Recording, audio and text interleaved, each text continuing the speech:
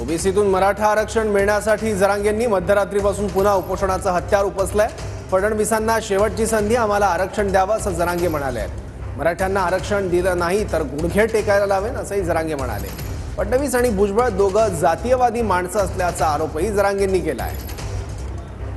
राज्यातला सगळा त्यांच्या पक्षासह सगळा मराठा समाज म्हणणारे देवेंद्र फडणवीस दोषी तो जाणून बुजून देत नाही।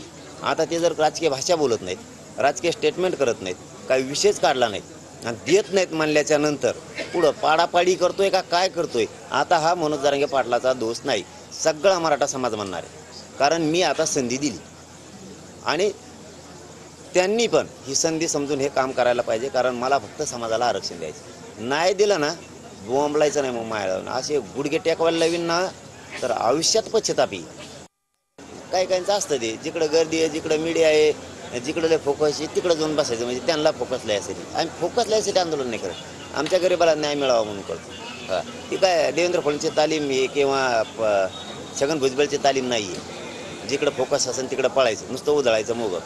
जातीवाद करणारे छगन भुजबळ आणि देवेंद्र फडणवीस हे दोघं, आम्ही जातीवादी नाही आहे, आम्हाला जातीवाद नाही करायचं, सुट्टी नाही।